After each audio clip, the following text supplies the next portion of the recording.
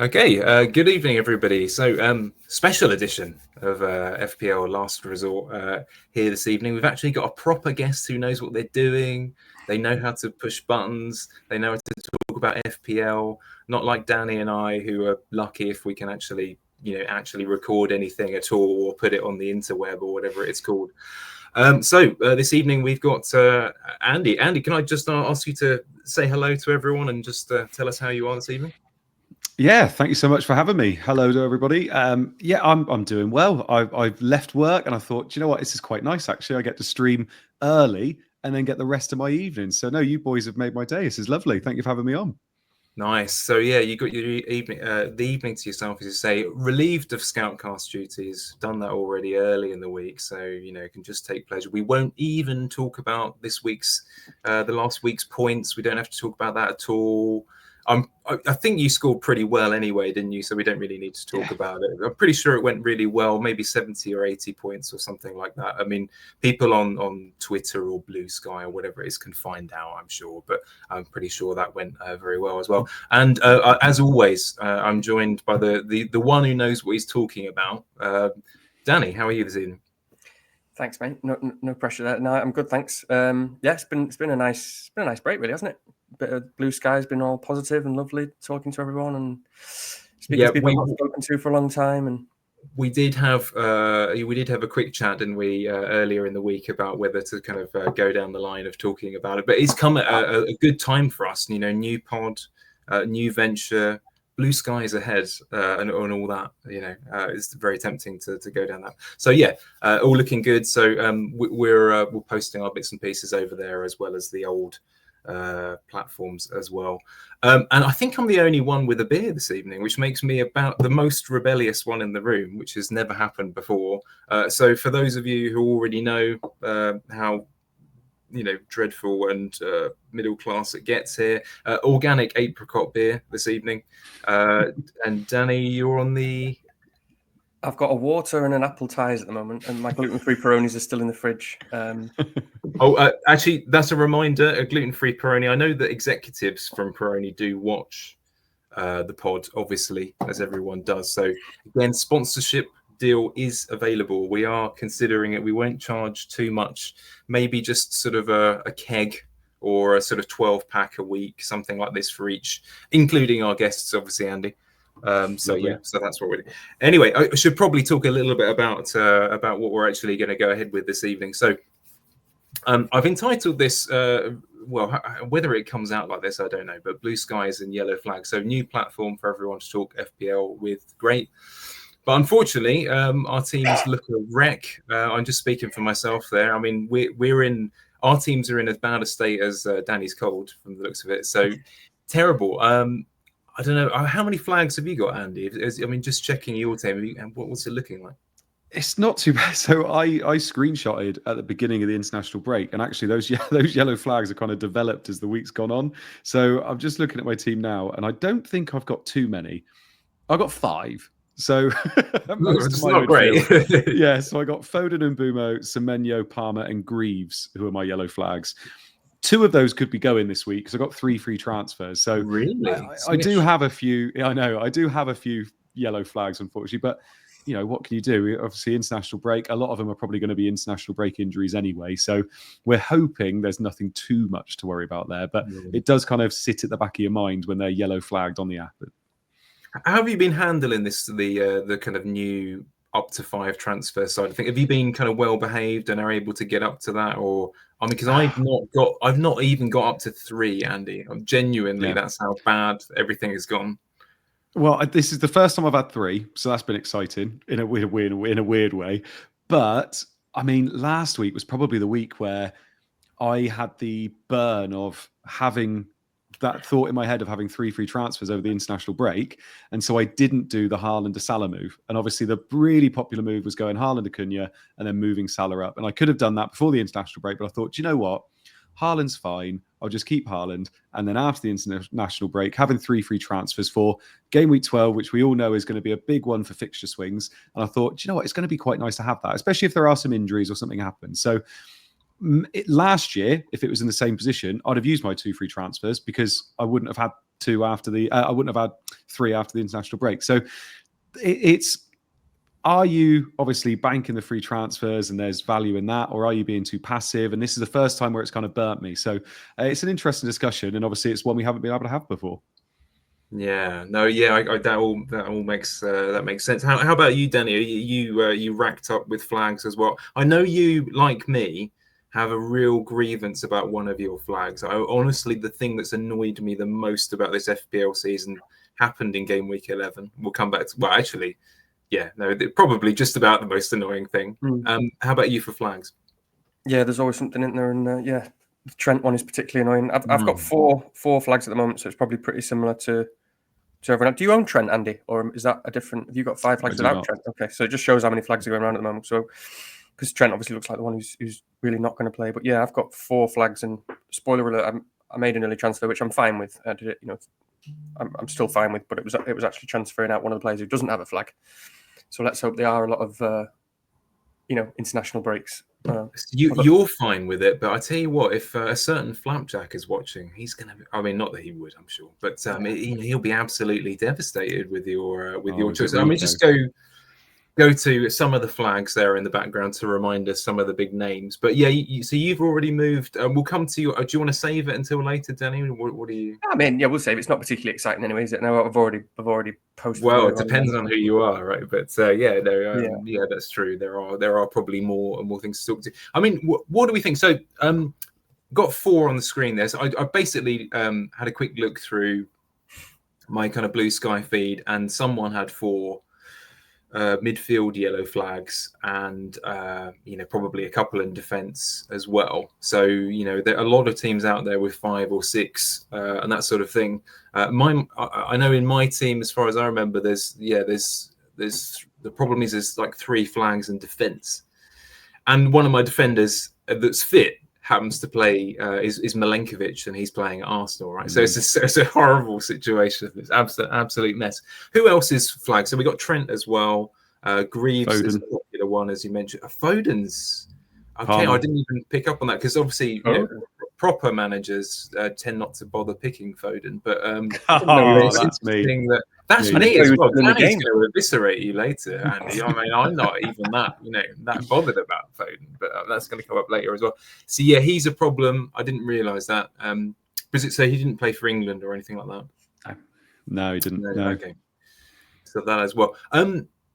Not much news on this, is there? As far as I could tell on some of these. I mean, I know that Saka, for example, is someone who the pre-planned transfer this week was Johnson to Saka. It looked like it's one of those ones where I didn't even need to look at review or anything like that. It's like, surely that's a good move. Everyone can agree. Johnson, fine, and whatever. As the 2 weeks have gone on, it's like, no, Johnson against High Line City, it'd be really good. Saka, no news or anything. Like, oh, come on, don't even take the easy move away from me. So it's really quite frustrating. What do we think? Do we think these flags that these plus others, which ones seem to me to be the most concerning for you, and which ones do you think are genuine or not genuine? Well, obviously, I've got Trent, so that's all I'm looking at. That he looks like he's missing. As you say, it's incredibly frustrating because he's come off in the Villa game that they've got a clean sheet in, which he very likely. I mean, obviously, I hate saying this sort of thing because who knows, if he'd carried on playing, then maybe they wouldn't have got a clean sheet. But yeah, to come off, miss that, probably would have got bonus, and it's Robertson who's a minute's risk who gets the bonus instead. And then he's probably going to miss Southampton away, which is really annoying. But I'm sure we'll talk about Trent. So I suspect he is out. Hopefully, only just for Southampton. Because I might still want to play him against City, to be honest. The defenders are that bad. And then Saka, obviously, I do think is an international injury. I do think it was strange. I mean, I really think it was strange if that was deliberate. I can't really. I'm undecided because obviously Saka's always injured. But you don't take your most important player off with 15 minutes to go, effectively, plus injury time when you're 1-1 away at Chelsea, unless he really is hurt or he really is a player that he never takes off. So that is strange. And I do think he probably did want to, in an ideal scenario, get him off and kind of feign some kind of injury so he has the 2 weeks off. Because that's probably another conversation, actually, going off on a tangent. But I think that this international break is going to be really big for Arsenal. I think that Arteta really has a big focus and emphasis on that because he won't have been happy with the team. You know, you remember that last time? It was like, I think it was like towards the end of last season when Arsenal had that international break, and they came back a completely different team, and they'd especially been working on the set pieces so much, and they were just like so solid and energized. And you know, he's such an intense guy, isn't he? He's probably taken them all away to some mad like SAS training and then some hot weather camp, and he's got the all different specialist coaches out. So he probably wanted all his players there for 2 weeks, you know, as you would. But it was a bit strange to take him off when he did. So let's just hope it's okay, because you know it's an awkward one, Saka, because you don't really you wouldn't want to transfer him out anyway, even if he was confirmed out just for the Forest game. We're not going to find out because Arteta never tells us, so we just have to play him and hope. You're kind of taking the situation as though, okay, you've already got Saka, right? You've got Palmer as well, who still has a flag as far as I'm aware, and you're treating it as though you're likely to, okay, not to hear too much on Saka. Palmer, we probably will hear a bit more, but as far as you're concerned, they're not huge problems. You're likely to kind of go into the game with them. Yeah, I mean, I definitely will anyway. And again, similarly, you know, both of them, you don't want to transfer them out unless they're ruled out for weeks. You just don't want to transfer them out. So you just got to. You know, it's a shame. It's a problem because I just think you just don't transfer them out, and I think we're all in a situation. We've got a pretty weak bench with injuries, or yeah. You know, I've got Chris Wood first sub at the moment away at Arsenal. I think we all have, actually, strangely enough. It's not, I don't know, it seemed like an odd quirk of the teams that I was sent. But then I'm very happy with that. I mean, the man is on fire, right? He's got a hat-trick against really top opposition during the international break. I think it was Samoa, who have a real pedigree in international football. As far as, I mean, I don't know much about international football, but they sound like a really good team. So I think we're good there either way. And actually, we're big sort of Chris Wood believers, Andy, on this. We've only just adopted him, so we have to believe.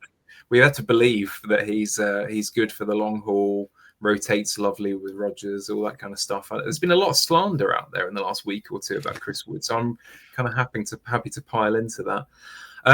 So Andy, in your situation, do you already have do you have any of these players, for example, on the screen? Do you have Palmer in as well, or are you looking to does it affect your decisions, these flags?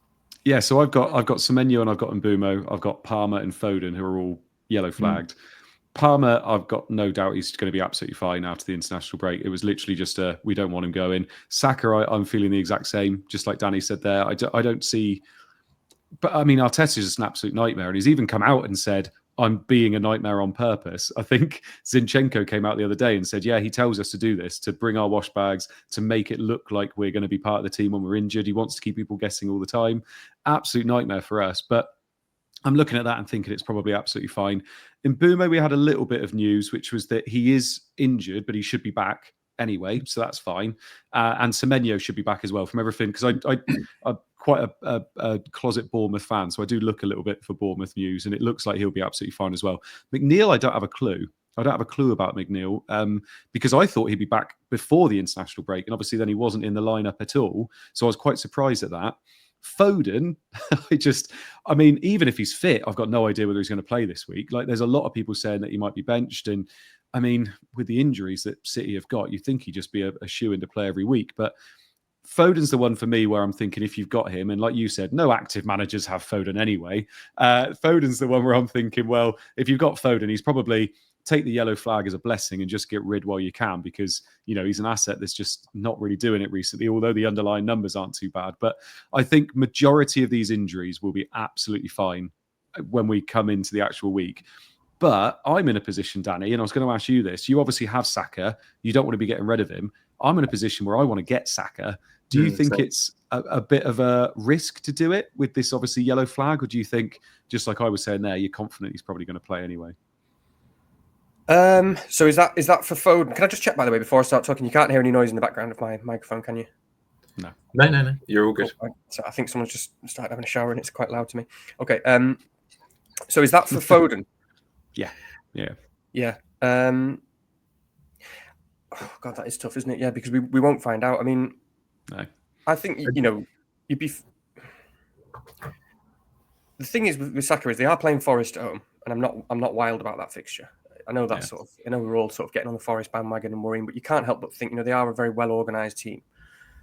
A very well organised team, and obviously they won at Anfield, and they did just get outplayed by Newcastle. Although I missed most of that game, I saw some highlights. So it's not like I'm seeing it as like a massive Saka ceiling game, which makes it a little bit more interesting for you because obviously City, Spurs, you do expect goals, but it's so difficult, isn't it? It's when you've got Foden. Foden, there's never a right time to sell him. This is the problem. One of the many problems of owning him. It's just a complete nightmare because you're terrified if you sell him and he starts. And just actually, when are the fixtures? Are we likely to get a leak? Is it? City is 5:30, so we're probably not going to get any news. I guess it depends on the rest of your moves. I mean, I probably would just, because there's never a right time to sell Foden, I always just say just sell Foden. Like it's just a headache. He's just a headache all the time, and he's just going to frustrate you. And you know you're going to feel more comfortable and happier with Saka in your team, kind of regardless, unless you get annihilated by a Foden hat trick and worst case scenario type stuff. But I always think if it's a long term move that's really solid, then for a good player with really good fixtures, just get it done. Yeah, that's exactly what I've been thinking. Is if I look at it across 5 weeks and not look at it just, could he punish me this week? I think it's fine.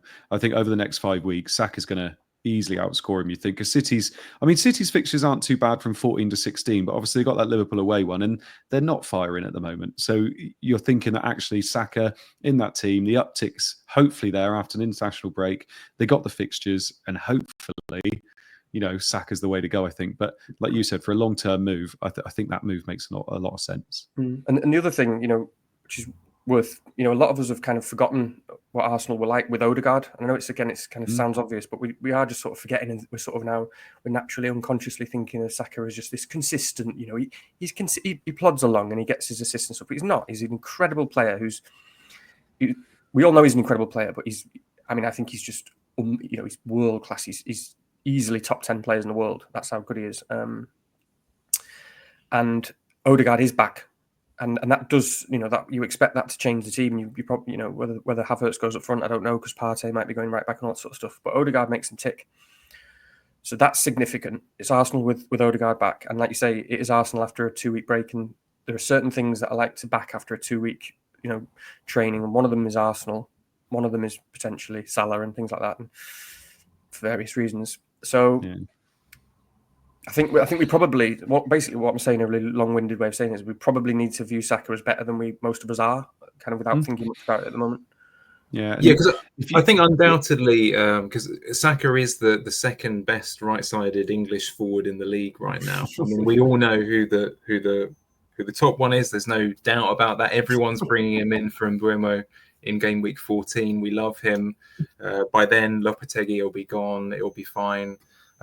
Andy knows what I'm talking about, I'm sure by now. I'm getting the clues. Big Bowen fanboys out here own any excuse to let me get him in at some point. But we're going to need to do some sacking before I can justify that one. I mean, just to add to this, Danny, like Andy, I'm looking to bring him in this week, so it is a tricky one.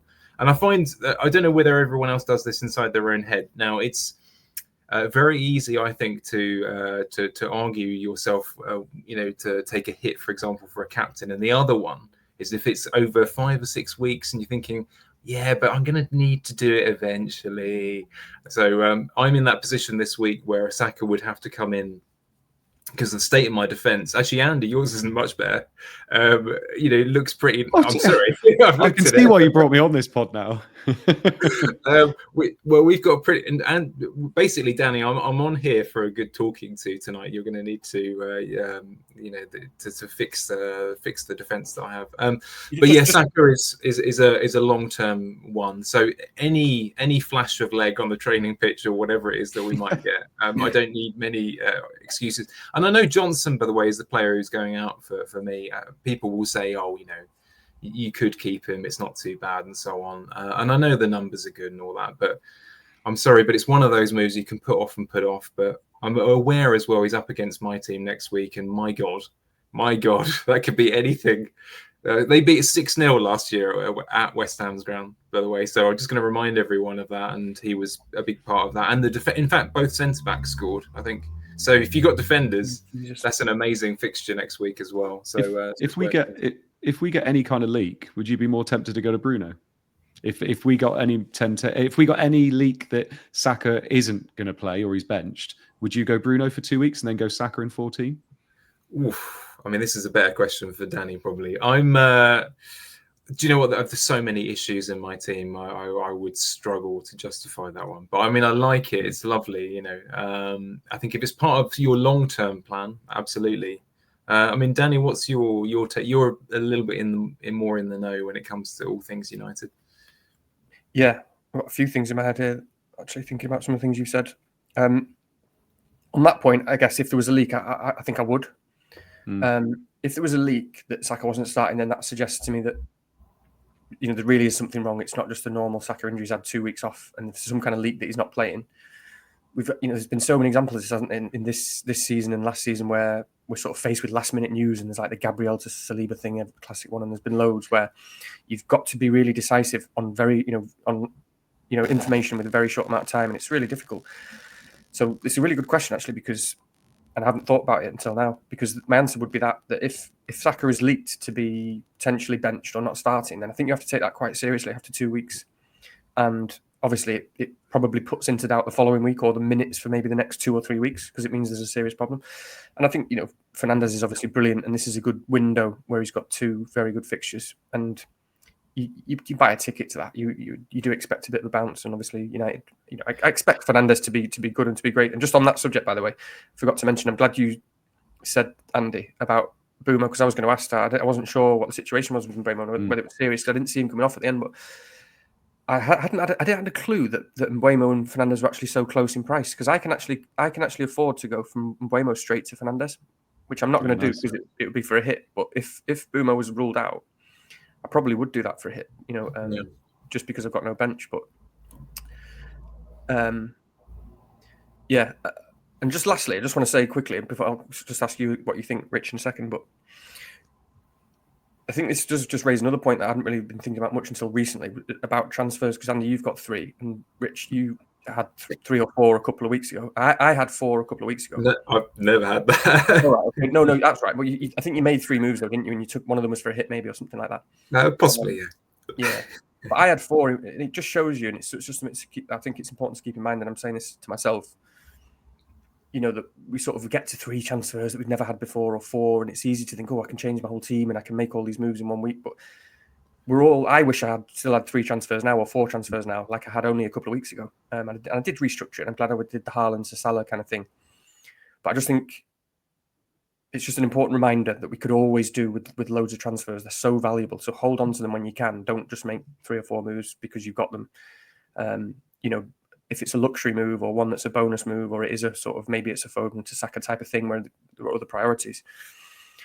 I just want to keep that in mind for myself, that even if I've got 3 or 4, it's rolling transfers is so valuable, and I think it's always kind of undervalued, and we'd all kill for that right now, wouldn't we?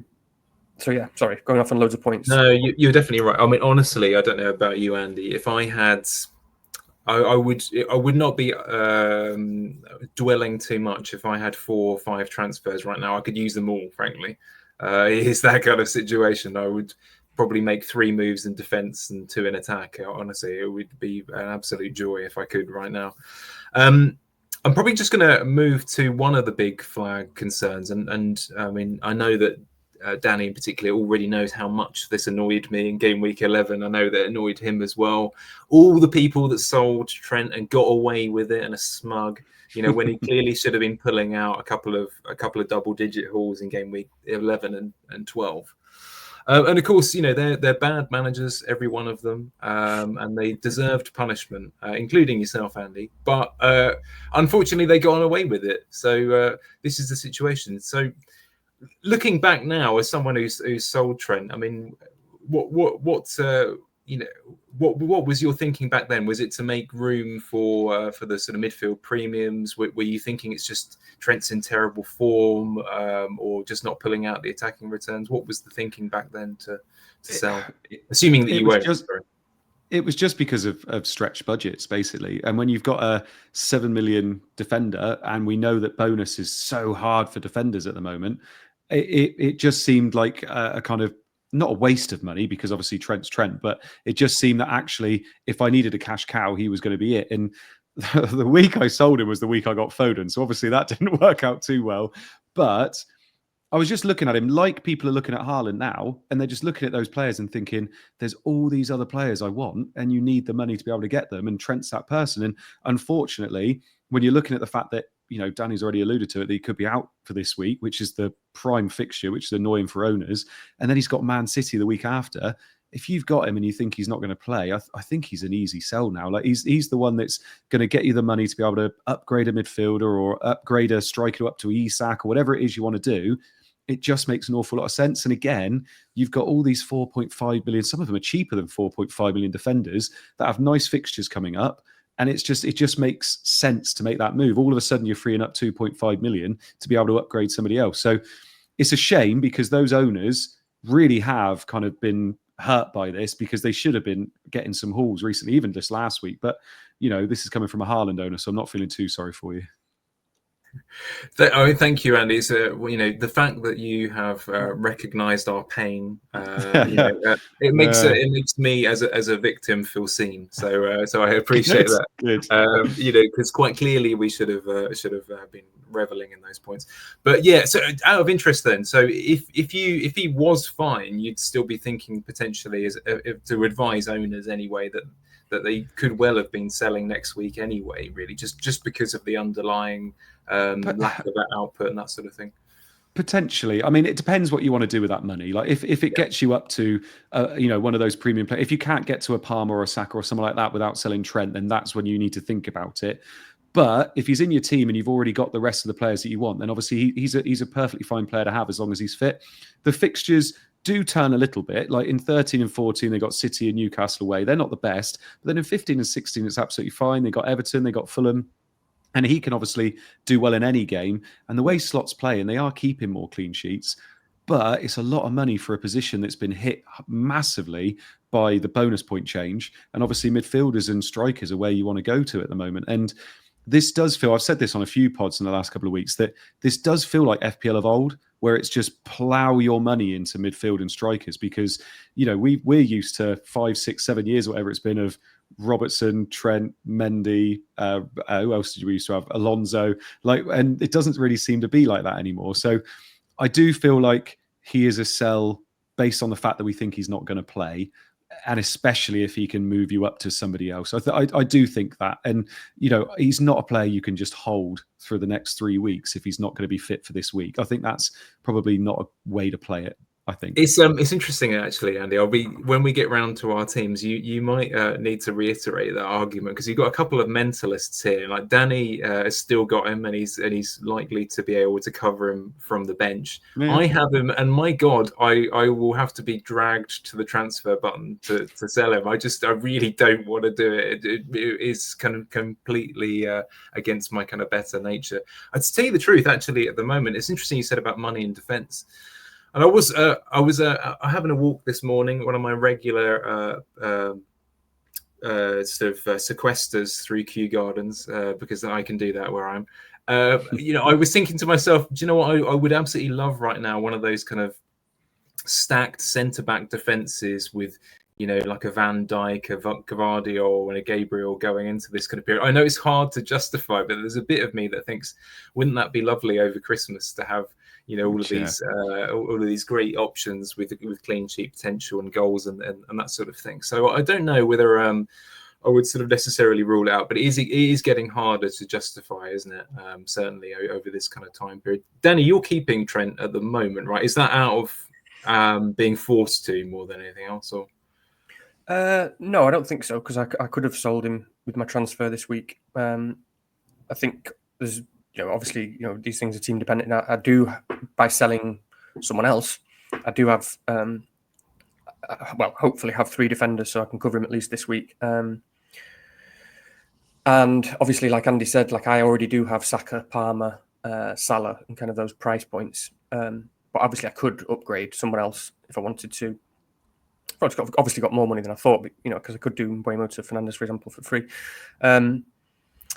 But I mean, the main point for me is, if I'm looking again, trying to think ahead and trying to save transfers and think about what one, and it's very close. There's no right or wrong here because this and it has been really frustrating. By the way, can I just say, because there's so many times in the last couple of seasons where you feel like you've just got that one player, you've held on to player, or you did a wild card like I started with Palmer, and your structures allowed you to have this one player that no one else can have, and every time it's gone wrong, every time they've gone injured or they've been sent off, and it's just it's driving me nuts.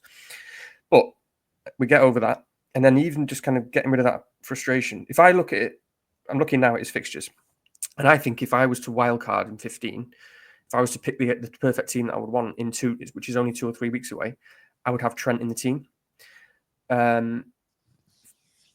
So that obviously then, if I do feel that, I mean, they've got Everton, Fulham, Spurs, Leicester, West Ham, United, Forest, Brentford, Ipswich, Bournemouth, Wolves. The fixtures go on for a long time. Very, very good. In still a very good pick with a price point that's going to be difficult to get to if you don't have it. And so obviously that sort of poses the question. And if that's the player that I would want from 15, is it worth me downgrading him to upgrade someone else, to say upgrade a striker to an Isak or something, or bring a Fernandez in? So that's 2 moves at least. That's 2 transfers at least, which you can effectively see as 8 points. Just to upgrade, say a Wood to an Isak, where maybe Wood just carries on banging them once he's got through his couple of tough fixtures. We do have lots of good cheap players in Raul or Pedro or Cunha, and Mbeumo is actually still in Mbeumo. We'll probably talk about him. I'm not wild about this idea that we need to sell or we should sell Mbeumo. So so the discussion is about is a team with Isak or that extra 2 million or that extra 3 million in the forward line better than a team with Trent? And I think my prediction is that from 15 it isn't. I'd rather have Trent there. And it is really interesting from the defenders, because we've got this gaping hole, this massive gap between. We've basically got Trent, and if you want to say other Liverpool, I'm not keen on the other Liverpool defenders. I've not really bought into that yet, but we basically got Trent and like Arsenal defenders. I guess Vardiol, and nothing in between. We've got nothing really in between in these 5 million, 5.5 millions. And then the ones that we're all kind of speculating or hoping for, these few that look good that we'll talk about. Whether it's Hall or Aït-Nouri, they're good for different reasons, but they're right. None of them have got everything that we want. None of them have got kind of a really solid defense and attacking threat or anything consistently. They're all a bit speculative. And obviously we have to have 3 defenders. So it's an interesting discussion. It is a difficult one. For me, I'm leaning towards the side of, because I don't think we should have Haaland. I don't have Haaland. I've got these big midfielders. I've got a lot of money to spend. We have to have 5 defenders. So for me, if we have to have 5 defenders, I'd like to pick the side of having the best guys that we've got and being able to leave them there and hoping that they do turn a few of those points around, rather than having a defense that still could be good. But, I've always been a kind of price point player as well, in the kind of flexibility and structure.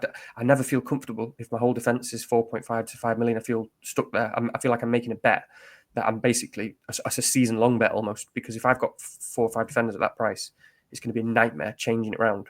So, it's there for the long term. So, I mentioned last week, maybe I'm too inflexible and too stubborn. But for me, I would want to be going into 15 with Trent, with that price point, and making the rest of it work with some good players that we've got, cheaper players. Yeah, I'm in a situation, because I know that a lot of people are using this opportunity, if they have to get rid of Trent, to plough the money into Isak. Probably, I think that's quite or Saka, for example, something along those lines. They're using the extra money for that, and I have to say I'm not keen on that idea of taking that Trent money. And I know that Isak will inevitably get a brace this week. He's playing against West Ham, and we don't even need to go into that conversation. I'm sure it's going to be absolutely horrific. I have to find something to busy myself at the weekend again, as usual. But like you, Danny, I kind of want the option of not making that decision if I can until a little bit later. It's probably one or the other in my structure is whether I have that second expensive defender or Isak. So it's quite a tricky one, really. But genuinely, when we get to our teams later on, I might sell neither of these players and sell Jacob Greaves, which will look mental, but there is logic to it, because that will leave me with a setup where I can make the Trent decision in a few weeks' time if it's a genuine problem and that sort of thing. But it is a little bit more mental. Andy, do you have Rico? I do indeed. And do you think he's a problem? Not massively, to be perfectly honest. I feel like people forget what his price is as well. It's not like we're paying premium money for him. I don't know what he is at the moment, but I got him for 4.5. I don't see him massively as a problem. I think he's first choice under Pep this season, and he's played pretty well when he's played as well. And even before they lost the clean sheet to Brighton, he was up in the bonus. So I think he's doing everything he should be. It's just that City are obviously on that massive dip at the moment. So I don't think he's a massive problem. I think people say he's a problem because it's so easy to do it with City, isn't it? And saying obviously everybody's a problem, but I don't see him as being a massive problem. Walker just seems to have taken such a nosedive in form and any kind of ability at the moment. So I think he's fine. When I'm looking at my team, I don't have the luxury of saying I'm going to ditch my 4.5 million City defender that could be playing most weeks. Because I think, like you, and actually I'm in the exact same boat, I'm looking at Greaves and thinking, I think I've probably got to get rid of him because over this Christmas period, we got 9 game weeks in 40 days or whatever it is. I can't have a player that hasn't played. I need to get a player in there that can actually play over the Christmas period. So I think Rico Lewis will probably stay. He's an interesting one, Greaves, because I think, okay, so the fixtures are actually pretty good, Ipswich, strangely enough. Yeah. So I know that, is there such a good thing as a clean sheet fixture for Ipswich? I don't know whether I can confidently say that. But strange enough, the guys that have been playing in his absence have been quite good, haven't they? They've. Yeah. I know that. Danny, have you still got O'Shea in your team? I have, yeah, because I had when I wildcarded, I wildcarded into double Ipswich 4.0 centre backs, and I had Greaves and O'Shea, didn't I? Life is a wild ride. But yeah, so he's not. I haven't ruled it out because at the moment, I'm in a situation where I could go Greaves to a 4.4 and still get Johnson to Saka. And there's a little bit of me that I might end up benching these two, which will look ridiculous, and it will underline what a bad season I'm having. But it is an option that we'll come to kind of a bit later. But you're not looking to sell, Andy. He's not on your chopping block. He's not, no. Like I said, I have 3 free transfers, and you think he would be, but at the moment he's not. I just feel like I said, for his value, I feel like you can just keep hold of him. If it looks like actually he's dropped out of being the first choice and he's missing 2-3 games in a row, then I think that's a different story. But he's going to miss the odd game because he's a City player. They obviously have the squad to use, and obviously Kyle Walker's still alive. But I think over the Christmas period, he plays a lot more than he misses, basically. If we were a professional pod, Andy, I would bring up all the numbers about how he's not really actually, got much attacking potential, despite what we thought and all that kind of stuff. But we're not, and we don't do stats tables because I don't know how to or can be bothered. So we can just talk about it as though it's a truth. Whereas Danny, you've already sold him. Is he a problem? Yeah, this is not for you, obviously.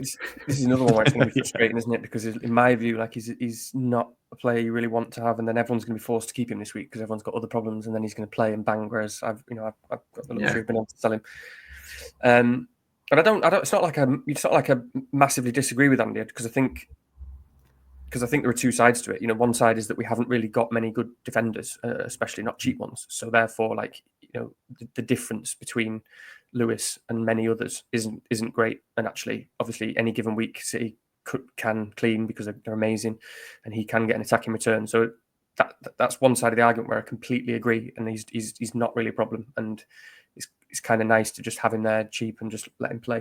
I think if your team is, if you really want to look at a top, you want your whole team to be a really good team, and you don't really want to be comfortable over the Christmas period. I do think he's a problem in that regard, and I don't like owning players like that, and he probably is first choice, but I think he probably misses at least a couple of games over Christmas, which is, first of all, is a big problem. But then it's not just that. It's when he does play, he's not necessarily even going to make it to 60, and there's actually significant risk of him, not, or at least just playing around. The minutes are pretty low, so I don't want a player who I don't really know if he's going to play, and City not defending well, and then he also could get subbed off early. But as I say, there are 2 sides to that argument, because if you've got problems elsewhere, it's not that big a problem because of the gap in defenders and what we've got. Do you think these City problems are going to continue? Do you think? Obviously we've mentioned about Arsenal already. They're getting Odegaard back, international break, with expecting an uptick, and the fixtures look quite nice. City's fixtures aren't nice for the next 2 weeks, really, and especially for defence. But do you expect this to continue all year? Do you think Pep's going to kind of turn it around? Because obviously all their injuries and stuff is obviously what's been a massive difference. Rodri's making a massive difference not being there as well. But do you expect him to kind of steady the ship a little bit, or do you think this is just going to continue? I mean, the short answer is I don't know. Obviously, I certainly think they'll improve, and I think they'll be up there, and I think they'll probably be title challengers, which is probably all we need to know. You know, are they going to be title challengers? Are they going to finish top 3? And the answer to that is probably yes. But I mean, it's only because Arsenal have been getting poor results that they're not under a lot more pressure. City really, and obviously Liverpool have been playing very well, but I think they're going to struggle compared to previous seasons a lot more because Rodri is just such a big loss. And I'm just looking at like the team now on Scouts, you know, Neil's predictions for last week, and you just look at it and you think, oh God, you know, like Foden, we don't know what's really going on with Foden at the moment. I think there is an element of naughty step, and if it is naughty step, it's because he's going out and he's getting drunk, which means he's probably never really that fit, and I don't know how consistent he's going to be. And Gundogan's been completely off it because of obviously 1 year in La Liga. You've got the wingers a bit all over the place, you know, no consistency in playing minutes in terms of Doku and Grealish and you know, whatnot. Walker has not been fit. There's so many problems. I mean, Vardiol's look good and look fresh. Ederson's look good. But there are so many problems that I'd be fairly confident that they're not just suddenly going to look like Man City again anytime soon. I think at least over the Christmas period, it's going to be a problem. What do you think, Rich? Well, I mean, as you say, there's a little bit of me that's surprised that at some point they haven't, you know, gone around the clock a few years and gone back to a kind of Stones, Kanji in the, you know, central midfield or something along those lines. But he obviously hasn't found that solution yet. Strange enough, I mean, the way I'm thinking about it is I'm trying to engineer a route where I can get Gvardiol in, you know, in perhaps 4 or 5 weeks' time. So I don't know whether that's a good idea or not, but it's clearly there's clearly an opportunity there at some point to kind of lose Lewis and actually bump up to him, because he just finds a way to score, doesn't he, for some strange reason. So I haven't lost hope in them yet by any means. And really, as you know, where else can you go? Because I mean, you know, as Andy will know, you know, real managers don't bring in Foden. So you've got to find those city spots somewhere. No, I'm only joking. But yeah, I do think. I mean, that's the way I'm looking at it. Is I'll probably hold off for a little bit, see whether they try and whether they're able to kind of fix, as you say, this perceived problem. But eventually, I could see a scenario where Lewis is going to transition into Gvardiol somehow in my team anyway, if I can find the money. I don't know. I'm still attracted to these big defenders, even against my better nature. Speaking of which, actually, we should probably go from problems to solutions. I mean, if you are selling one of these two, if not both, I mean, there's a world. Oh God, I remember seeing actually a post on something this week that said one of the overused phrases on FPL pods where there's a world that. So I apologise for falling into that trap. What kind of replacements do you like? Assuming that, I mean, a lot of people are going to downgrade, I think, realistically from if they are selling Trent, and probably a lot of people are going a bit sideways if they're selling Rico. I might end up losing both or neither. So who knows? There's a good advice for you midweek here. Do you like any of these faces on screen? So as your option, I know that Danny, you already have a clear view on this as to which is the best option there, or there's probably some people that I've missed, of course, if you're willing to spend a bit more or you're thinking much more long term. You like Lewis Hall, is it fair to say? Yeah, I do. I think so. I don't think it's that clear. I'll just say quickly on the Lewis thing because it's still related. You know, I was just looking. I'm sure everyone knows this. But game week 17, 18, and 19, all 3 of those game weeks in a row, City are the first game to play. Yeah. So that does help if you've got Lewis and you're keeping him. It's quite handy. That's right over the Christmas period as well. That's like the game before Boxing Day and the one after.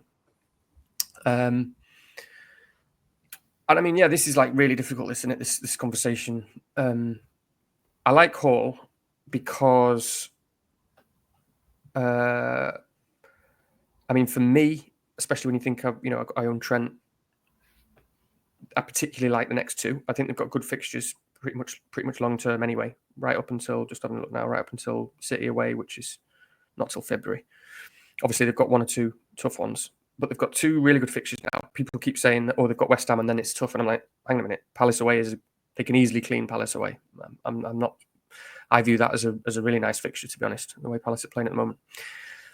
And he looks nailed at the moment. It looks like they've sort of settled on the fullbacks. They've settled at the back, but also just quite like the look of Newcastle at the moment. And there's a bit of a feel there, isn't it? Suddenly it's settling there again for the first time in a while. Suddenly, Bruno G's fit, playing every game, and Longstaff in midfield, and Joe Ellington, when he looks fit, he just beats everyone up, and he's just such an absolute brute, and he's just so hard to play against. He's such a nightmare whoever he's up against.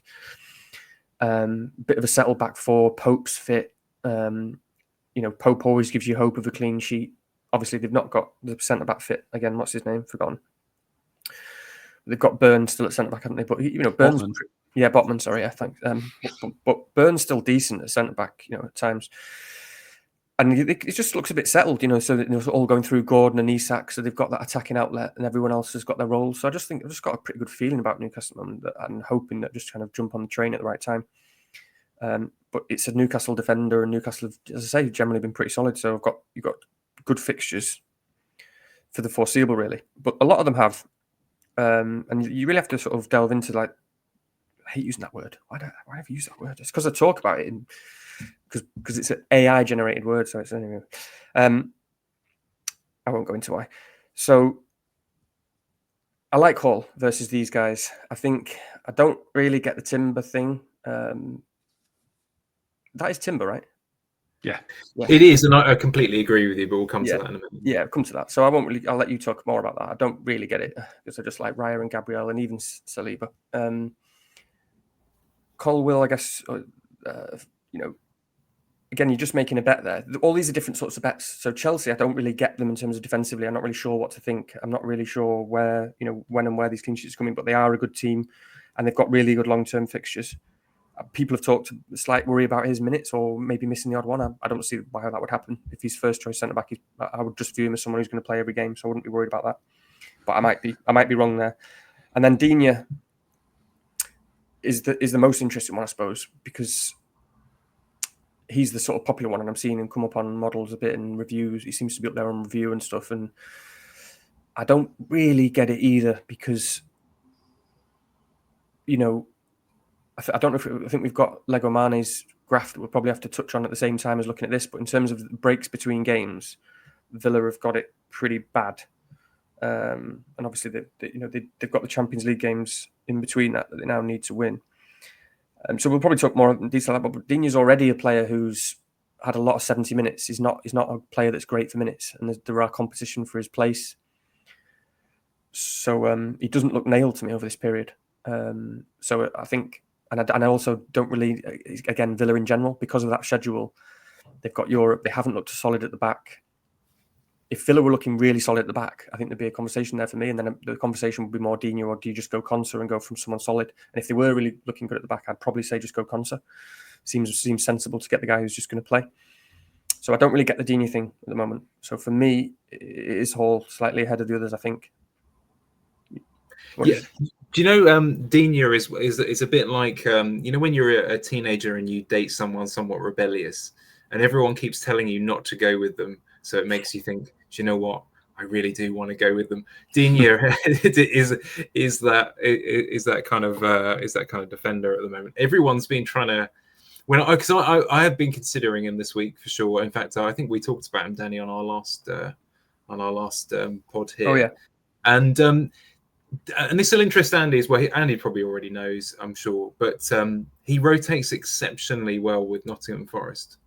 Okay. So, in the way that Rodgers and Wood have a lovely kind of dovetailing type situation, if you have them both in your 8-man attack, Digne does that for Anya or Milenkovic, etc. Who, by the way, we'll come to that a bit later on. But I did not appreciate the Milenkovic slander on another pod earlier this week. So we'll come to that. He is a goal threat and he's a man mountain. So I won't be hearing any of that. But he does interest me a little bit. I think he's the kind of so spoiler alert, really. He's on the list if depending on which defender has to go, really.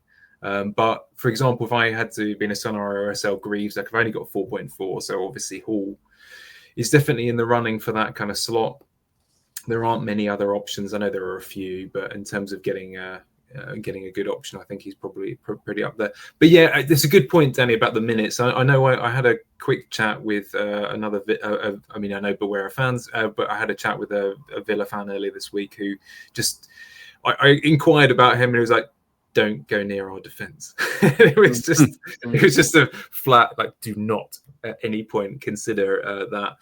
And the other options on the screen, I mean, we've already talked about Hall a little bit. I mean, West Ham, such a great game, obviously, hard to put you off of that. But I mean, Colwell's probably too boring even for me, and believe me, that's a stretch. And Jury and Timber, I don't understand it at all.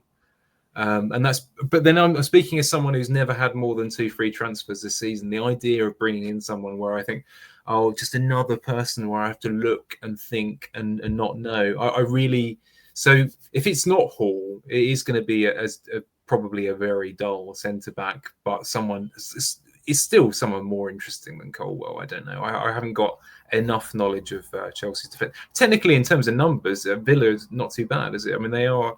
I know they're conceding 4-1 at Tottenham and that sort of thing, but you know, technically on the stats tables, they'll have you believe that they're actually all right. But it's quite difficult to actually see much output there.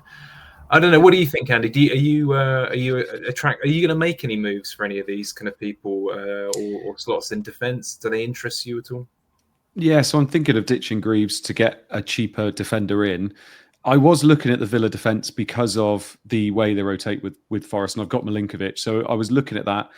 But that schedule, like Danny's alluded to already, that schedule, because of the Champions League and because there are the cups they're in, it's just ridiculous. And Luca Dean in particular, he's got a really able deputy behind him in Maatsen, and I can't see him play in the games that I want him to play in, and he's going to be a rotation risk. And like we've already said, even when he does start, he does tend to go off at around 68 sometimes. He does have a few 90s under his belt, but those 68s would worry the hell out of you. And he's always been kind of known as a bit of a kind of 12-pointer or a 0-pointer kind of player. So I would worry there. Conts is obviously the other one if you want a bit more security. But the other player that you haven't mentioned, which I think is worth it as well, is someone like a Kirkes. Someone like that would be interesting.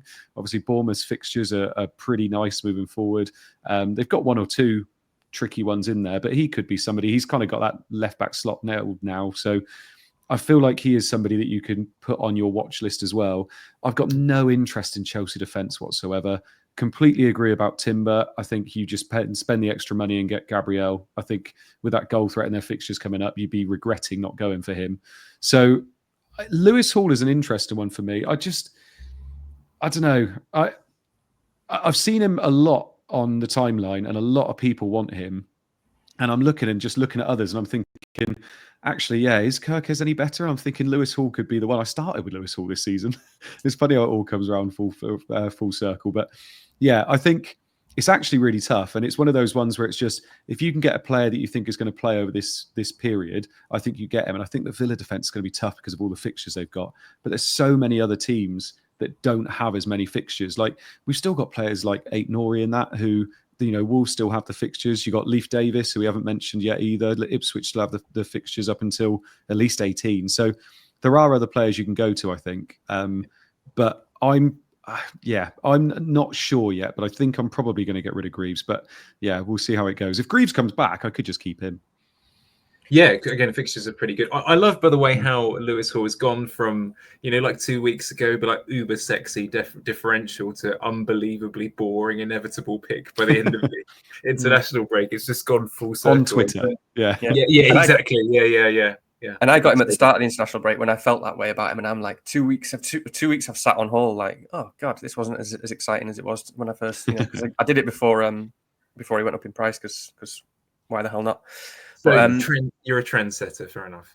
Yeah, but you know, honestly though, that is, you know, like Andy said, it's a really important point about the Villa fixtures and which games you would expect him to miss, and that's really crucial, isn't it? Because when you look at them, obviously they've got this week, they've got Palace, and then they've got Juventus, and then they've got Chelsea away. So if they're going to rotate, because then it gets very congested, the next 2 are Brentford at home and Southampton at home. So you would expect, if he's going to miss a game, it's one of those ones that you really don't want him to miss. Yeah. So that is a really, really good point. And so it just, you know, if you're going to go Villa, then maybe you go someone else, because it is a different conversation for you guys, because I didn't realise they rotate so well with Forest. So there is a different discussion there for you. I think that the way that those games run would make me want to go safer for the minutes. And just one other thing to say is like I hear a lot of people say when they do talk about the Timber thing, and it's not like I absolutely hate it. You know, I guess there's situations where people have got a keeper who's good and they've got Gabriel and they've got a spare spot and they want an Arsenal player for a bit. But I always hear people say things like, oh, you know, he's good for the next 8 or 10 weeks, but which is fine if that's the case. But if it is if it is a transfer waiting to happen because White and so on, you know, coming back or whatever it may be, a transfer that you've got to make in 10 weeks is the same as a transfer you've got to make now. Just because it's 10 weeks away doesn't mean it's not going to cost you 4 points or be a pain in the arse in 10 weeks, you know. So I just wanted to say that. So I don't get this thing of like it's fine for a while, you know. Don't bring in a player in if it's going to be a problem, in my view. Also, there's a clear difference, isn't there? Maybe it has been said already this week, but let's say you get 8 games of Jury and Timber, right? But let's say Trent was out for a similar period of time and you get 8 games of Connor Bradley. The two aren't the same thing, are they? You know, one offers really quite a significant upside. You know, it's exciting. It obviously a bit cheaper and that sort of thing. I'm not really sure, other than pocketing $500,000 for about a month.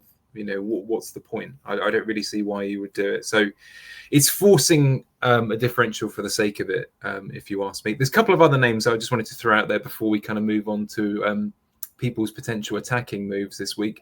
So some people are just going to go straight to Liverpool defender, so Konate obviously being pretty popular as well. I think it's interesting actually that, you know, the more general scheme of FPL is still that you know, Van Dijk's actually gone up to 6.3, isn't he? So a lot of people are still going there, maybe not on Twitter, Blue Sky, blah, blah, blah. So he's one name. And the other one to throw out there is probably Brighton defender as well. It's been talked about a little bit. Any sympathies with either of those routes, Andy? I mean, Brighton's a nice one in terms of the fixtures that they've got coming up. But, I mean, I wouldn't be trusting that Brighton defence personally. Van Heck is the one that I probably maybe go to because he's cheaper. Dunk's obviously there as well. But I know I've seen people saying about Estepinian as well because Kadioglu looks like he's going to be out for a little while. But I'm just looking at all of those and they're almost on par with Ipswich defence in terms of I'm just looking every week and thinking I'm not going to be expecting a clean sheet even in their nice fixtures. They got Southampton in 13, which is nice. But I don't think I would be going for a Brighton defender myself. Obviously, Brighton attack is something that you can talk about because they do look good in an attacking sense. Pedro's obviously come back in a big way last week. Got 30 minutes and got a goal and assist, whatever it was, and obviously he's on pen, so that's nice to look at. But I don't think I would personally. And then it was the other one you mentioned. I can't remember who you said now. It was Brighton. Liverpool and Liverpool and so on. Yeah, I mean, I've seen a few people mentioning Alisson as well about the fact Alisson could be a good shout when he's back because of the bonus and things like that. And I think Liverpool players, they're still... It's like looking back in the days, isn't it? Where do you really want to use up a spot on one of their defenders? But they do seem to be, you know, top 2 defences this year. So I don't hate it. I think Konate makes a lot of sense over Van Dijk for me. But if not, you'd obviously go Trent anyway, wouldn't you? So, yeah, I don't think I would be personal. I think I'd still be keeping it cheaper. But then, like Danny said, if you want to keep that price point available for a Trent later on, you'd always want a Trent over a Konate or a Van Dijk. Danny? Yeah. Sorry, I was just thinking about someone else because we haven't mentioned it, so I sort of missed what you're saying. But in terms of Trent over Van Dijk, yeah, I'm not. It doesn't really appeal to me, the Liverpool centre back thing. I know they've got a good defence, but it's just I suppose the next few aren't great, so maybe that's the reason. And I've never liked it. I don't really see it. I'd just pay the extra and make sure I've got Trent. But the one I wanted to mention was because just in case people might be thinking about it, but have you guys thought about United defenders at all? I have, but it's which ones to go for because obviously the new system and Amarim coming in. Obviously, Dallo would always be the one you usually go for, but Mazwari's been good. It depends which one he plays in the system. Whether someone like Amas comes through to play that left wing back role, if that's what happens. Delict looks like he could be okay. Like there's quite a few in there, but for me, I've never been one of those managers that jumps on before a new system and tries to guess what's going to happen because then could be absolutely screwed and you've just wasted a transfer. So I'm always quite happy to just wait and see what he plays because I feel like there might just be one or two surprises, and I want to see what happens first. But I don't know whether that's just me. Yeah. No, I agree completely. I don't think it's an option to go for any of the wing backs at the moment. In particular, I think you just have to avoid them completely. But I do quite like De Ligt, to be honest, because I'd be pretty confident he's just going to play. And he's got good goal threat basically from corners and stuff. And it's just, I suppose it just depends on how they rotate with the defenders that you've got. And that's the reason I'm mentioning it, because the good fixtures that they have got look very good. So they've got Everton at home. They've got Ipswich away, but I'd be surprised if we clean that game. But you never know, we might. But they've got Everton at home. Then Arsenal's bad. Then they've got Forest at home, which is good for a clean sheet potentially. Then they've got City away. Then they've got Bournemouth at home, which is good. Wolves away. Newcastle at home, and then bad, and then Southampton at home, and then Brighton at home. I just think with a lot of these defenders, we really have to sort of inspect the fixtures a bit more, because there's a big difference, for example, between Bournemouth at home and Bournemouth away at the moment for these cheaper defenders, and for example, or whether it's Brighton at home or Brighton away or Forest, it's a big difference. So it's looking at what those home games are. I can't remember who it was now, but there's another defender who's looks like they've got quite good fixtures, but actually most of their good fixtures are away from home. So I just thought it was worth mentioning that if you were going to go for United, I would be looking at De Ligt, I think. Good. You didn't ask my opinion. I was just going to say no. But that's all I had to say. But I mean, if I was picking one, it would be De Ligt as well. It's quite hard to justify. I see a few people I've heard on things earlier this week. It might have been on the wire, and I know they had a guest who was really strongly considering Martinez, and I defer to their wisdom. But I mean, Danny, you'll appreciate this. Actually, you'll both appreciate this. But he's the kind of player that if you don't support Man United, you just think I just don't want to be any part of that. So I'm not going there for sure. But I understand. I think he's 4.4 now, isn't he, Martinez? So it is quite an interesting option. Not like any of the West Ham centre backs of recent years. And No. Well, do you know what? There would have been a time where I'd been able to sit here this week and say, "I win 14. Make sure you bag yourself a kind of Max Kilman, etc. for the run. The odd header and some bonus points or whatever." But it doesn't look like it's going to go that way, does it? I'm going to go to. I'm a dog lover anyway, not a cat lover. Yeah. Oh yeah. We're not. Yeah. But we've all got Fabianski, right? So we got the West Ham defense covered as and when we need to. It's covered from the bench. I'm just going to ask a simple question here, because I think some of these moves aren't necessarily for this week. In the case of João Pedro, I think a lot of people are waiting, maybe one or two. Isak a bit more. I've seen a lot of people weigh up. Our friend Jossie, for example, in our SKLW team, who is always ahead of the curve for whatever reason, usually with hits, is considering either Isak or Bruno this week. And a lot of people are doing that split as to where to add a little bit of their money. But a simple question for you both really is just: are you making room for either of these players, and do they fit into your plans for the next few weeks?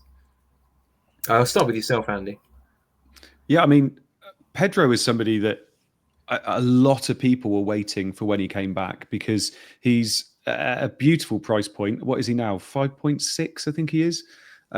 Might even be less than that now. He's still 5.4. He's going up possibly 5.4 tonight, actually. Yeah. So 5.4, like you can basically, whoever you've got up front, you can downgrade them to get to Pedro. And when he's playing, I mean, he's great for when he plays for Brighton. He's obviously on penalties. He gets the volume as well. Brighton are a good attacking team. You know what to expect from them in terms of an attacking output as well. I think he's a great buy. I just get the impression this might be a little bit too early. Personally, I feel like there's still some question marks as to the minutes he's going to get, whether he's ready to start games as well. And even then, I just wonder whether, they do have so many attacking options. Welbeck's been playing well as well. I mean, obviously he's got to get rest every now and again, but Welbeck's playing very well as well. I know Pedro can fit in just behind him, but Ruter's playing well as well. And I look at it and think it's just one of those risky ones. But Brighton are one of those teams where if you get it right, you can go flying all of a sudden. And Pedro does feel like one of those players. On the other hand, you've got Isak there, who is a considerably higher up in terms of price, but I do like him moving forward. I feel like he is a player where if you can get on him early, and not a lot of people own him at the moment, I feel like he's a good buy. I mean, even if it's just for this week with the West Ham fixture, you could pay it back just in that week. And I know I apologise, Richie, but I just feel like he is a good buy moving forward. The only thing I look at with Isak is if you're a Haaland owner and you're not moving off Haaland, it's tough to get to him, I think. Because of all those options we want in midfield, it's tough to have Haaland and Isak and then somebody else and then those midfielders you want as well. So if you don't have a Saka, if you don't have a Palmer, I feel like moving the money up to get one of them is more important than getting an Isak. If you're moving down from Haaland, I think Isak is a very good option to maybe move down from and then move on to somebody else as well, because you're obviously still freeing up about 6 mil worth of money there if you're moving from Haaland to Isak. So I do like both of these options. I like Isak considerably more than Pedro this week because I feel like the fixtures there this week and the minutes are there this week. And Pedro is still a bit, I'm not sure. Pedro starts this week and then he's got Southampton at home in 13. Then I think you could see an awful lot of people jumping on. And it could be something I do if I've still got Haaland and I want to move off him next week. Moving to Pedro could be on the cards, but we'll see what happens. Okay, so there's a little bit of holding Haaland thinking in there as well, so we can come to talk about that. Well, I'll free up 10 million if I make 10 million. Okay, so 10 million, but you still want to save a bit of money with João Pedro, really, just to make sure, because we can take that money with us at the end of the season, frankly. So exactly. I mean, actually, just a little bit of West Ham knowledge to add into the those who are considering Isak. So over the international break, we have a defensive midfielder that we signed for free from Real Betis over the summer. He was out of contract, I think, called Guido Rodriguez. You would have seen that over. He's been playing. He's not up to the pace of the league at all. Now, during the international break, there's been lots of talk about he wishes he'd never signed for West Ham and he desperately wants to go back to Betis. And this is our defensive midfielder. And it also should be said that Jean-Claire Todibo, who signed over the summer as well, although it's been made permanent after this season, he desperately wanted to go to Juventus, but basically he was forced to sign for West Ham. So it's not looking good from a defensive point of view. I know too much and like it would affect my decisions, but I almost definitely won't have Isak. And I think going into this week, it's the thing that I'm worried about the most. But I don't know whether Danny's the same, but I have a situation where we have three sort of lower to mid-price strikers. And my attitude is that, unfortunately, this week it just doesn't really work for me. I've got three good strikers that I want to keep this week or next week. Wood I want to hold, obviously, especially for Ipswich, but I kind of take the attitude with Wood. I really want to keep him long term unless there's something wrong that I can see there. So he's probably not going to happen. But if it's obvious that Isak is an absolute must, I think it's around about game week 15. There's another little great stretch of fixtures. So it doesn't have to be this week, but it would be nice. I would be shocked if he doesn't score this week for sure. But then there was an injury scare, isn't there, as well? I don't know what happened there, but that's something to keep an eye out for as well. Danny, what about you? Are you fitting? Are either of these in your plans? Well, Pedro could be. I pretty much agree with everything Andy said. I think he was just spot on in terms of a lot of us are in a position where we don't necessarily need to get a Pedro or someone this week in terms of Pedro, unless you're doing the Haaland switch, because we've got a lot of good cheap strikers, so we can sort of watch it for another week and see if he starts. If he does start, like Andy said, then that's a really good sign, because you just never know after a long injury what it's going to look like. Their schedule looks pretty good. I just had a quick glance. They've got kind of 3 or 4 games coming up with big breaks in between. So if he does start the next one, you probably expect him to start the next few. I am terrified of Isak, naturally. It's a Monday night game as well. What a pain that is, because, Monday night, you just expect the goals, and it's the end of the week when you think you've had an okay week, and then Isak's the last player to play and he's going to get a hat-trick. But it's a bit like the Haaland discussion, really, in a sense that it's not just a question about Isak, it's a question about what the others can do, in their place. So there are lots of very good cheap strikers. There are lots of very good cheap strikers, and if they get something, if they get any returns, that goes a long way towards mitigating the fact that you don't have Isak. It's probably getting too complicated, but think about that discussion with Trent. That's probably the difference in terms of why one of the reasons why I said I'd like to keep Trent when it comes to like 15 is because the difference between Trent and the cheap defenders is big in my eyes. Whereas the difference between Isak and the cheap strikers possibly isn't. It just depends. I guess it depends who you've got and if they continue performing. But maybe that's a silly thing to say, because I do feel more confident, like you said, Rich, about Isak scoring this week than probably anyone else in terms of the strikers and the forwards. So it's definitely worrying. But those best fixtures. The best fixture is this week, and then maybe the one after. So I'm in a position where it's unlikely. Could be painful, but I'm in a position where it's unlikely I'm going to be able to get Isak anytime soon, and it is what it is. But there are lots of other good cheap strikers, in those positions. Just worth saying as well, by the way, everything I was saying there about getting Pedro for the Southampton fixture, they're the first game on the Friday night. So we're most likely going to be getting a leak. So I would genuinely wait 1 week on Pedro. And if you get the leak that he's playing and you've got that definite start against Southampton, I think that's pretty juicy. Yeah, Danny and I think are rocking the same front line at the moment. And in it, we have a situation, I think, where actually, I know this is a really peculiar decision to a way of thinking through a decision, but if Adama Traore doesn't start for Fulham, I really don't like Raul Jimenez anywhere near as much as when I bought him. I like those two in combination, and I was planning to keep Jimenez for the long run. But the one tempter I would say is that if João Pedro, as you say, confirmed to start versus Southampton, Jimenez, Spurs away, not bad. I can see myself thinking that one through pretty carefully next week. So I'd rather leave that on. Isak, though, unfortunately, is in my structure, when we come to my team, I could easily ignore Johnson to Saka and then go Wood to Isak. I know that Danny's structure might allow for that as well, but I just don't want to. I want to keep Wood. Again, cut that, put that to a song. Ipswich at home though. Ipswich at home in 13 for Wood. Exactly. Yeah. And people told me that about Solanke, and look what happened there. He did it the week before. Yeah, he did it the week before, just to spite me. I can't swear on the pod, but never mind. We did talk about Haaland a little bit there. Now, two of us don't own, one of us does. And this is really a captaincy conversation. But so, Andy, you're planning to hold Haaland, presumably. I mean, he's a great captaincy option this week. And actually, I'd be interested to see whether Danny would prefer Haaland to the two options on the screen there as well that he does own. What are you thinking, Andy? I mean, he's not going to be somebody I'm going to hold for the foreseeable. I'm looking at it and thinking, there's all those mids that I want. Haaland is very, very expensive. The only thing I will say is moving Haaland to Salah now feels a little bit like kind of, sunk cost, if that makes sense. It feels a bit like, I've done it.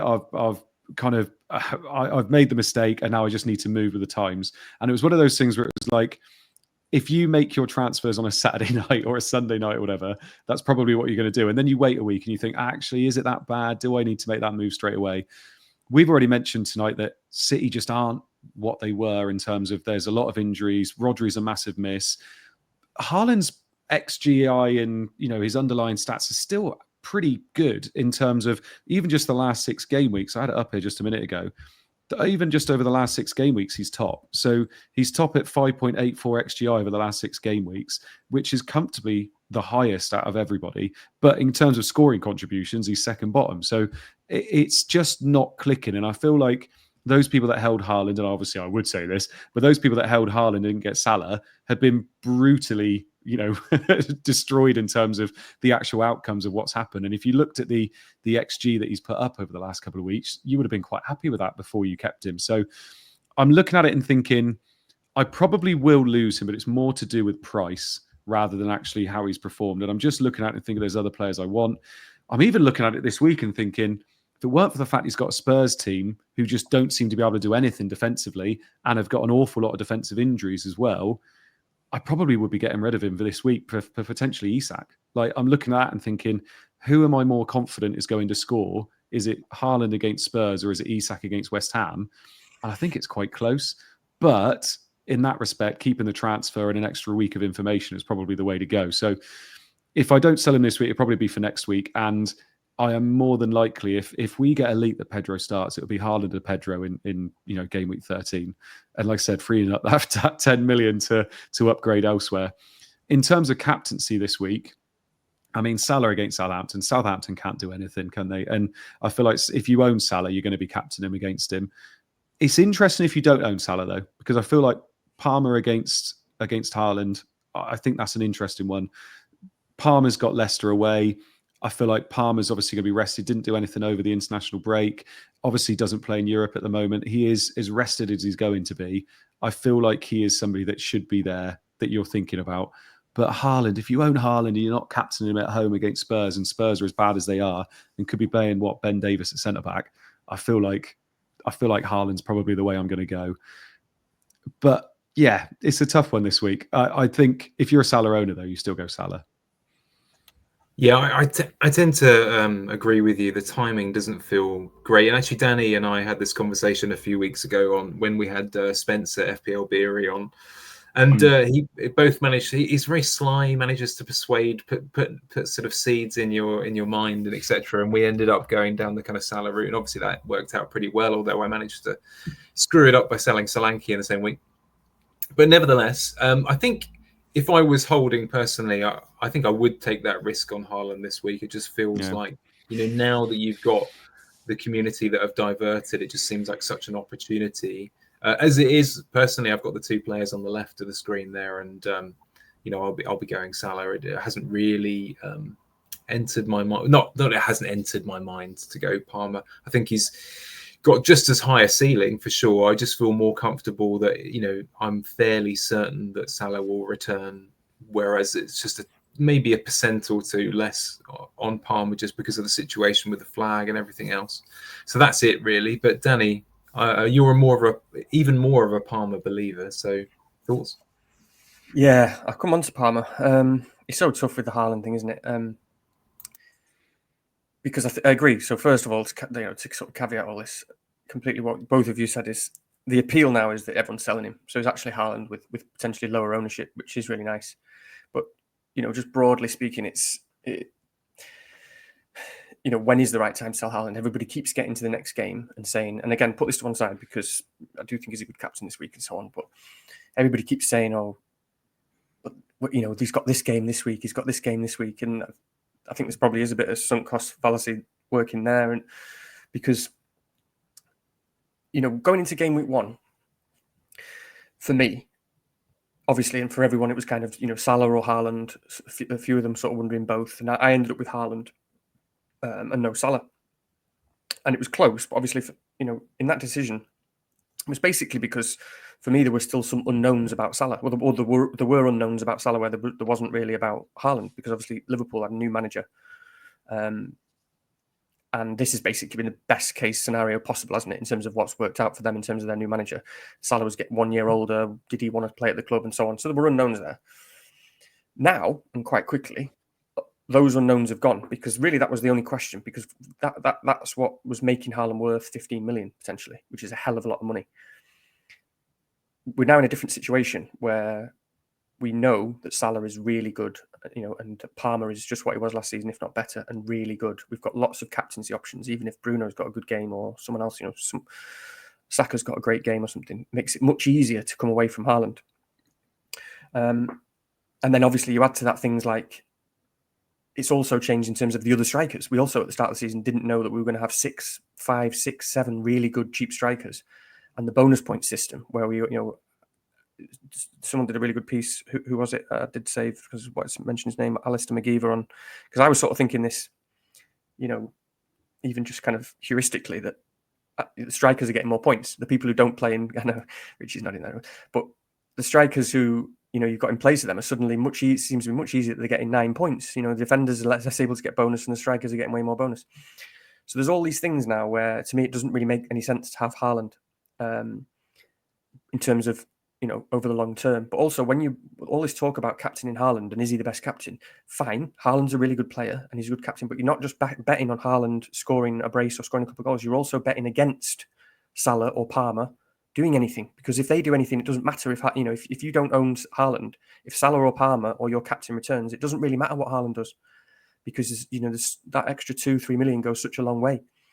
So it's a double bet now that just never feels comfortable. And you even hear all this stuff about the ceiling. I don't get it. So for me, and again, I literally just before the pod started, I had a look at really rudimentary. This is, forgive me for this, like totally rudimentary numbers that I just looked at. But I thought I don't get this thing about his ceiling. I don't think his ceiling is as high as Palmer's, for example, or even Salah's. So I looked at like the 5, just completely arbitrarily, exactly the last year's games, basically since Palmer started playing, the 5 highest hauls of each of these players combined, and Haaland's was a 21, 17, 17, 16, 16.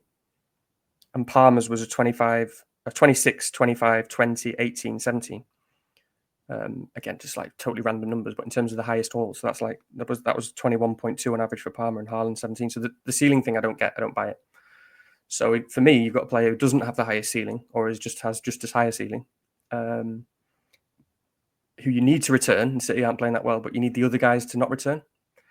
So the Haaland thing at the moment makes very little sense to me. But if you've got him this week, which you have, his ownership is low, and I can totally understand captaining him one more week. But what are you going to do next week, Andy? If you keep Haaland this week and he does score, say Haaland scores and Salah scores and Palmer scores, what are you going to do next week? You know?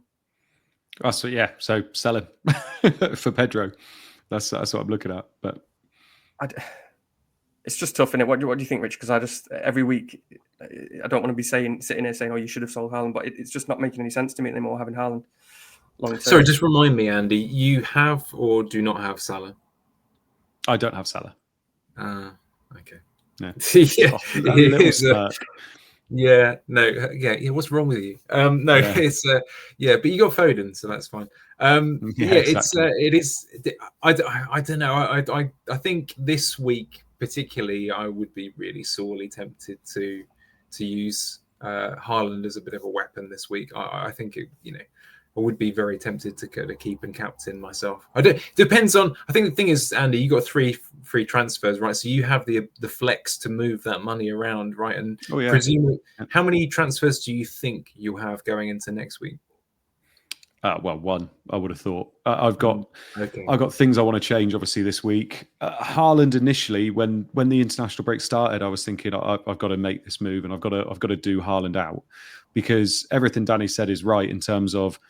It's the price for him. If he was the same price as these boys, it's slightly different. But even then, because of the way the bonus is going and the way that these midfielders are performing, it kind of makes Haaland less of a point than he was before. And obviously, it's a shame we don't have someone like a Kane as well, who's actually competing against him up front. He is far and away the most expensive striker. And we've got all these other strikers that are performing. So that's where my head was at straight away. And I think as the week's gone on, I've kind of tempered it a little bit, and I've just kind of thought, no, I could just keep him for this week if I wanted to. My thing, if I don't keep him, is that, like I said, I lose Foden and I get Salah or Saka, but probably Salah because of the fixture this week. And then I get an Isak, and then I can get a Pedro next week still anyway. So it's just what I do. And I do want to try and sort out that defensive Greaves. I mean, I need to do a bit of homework about Greaves to see when he's expected back, or if he's expected back. Because obviously if he is, then I don't need to worry about that either.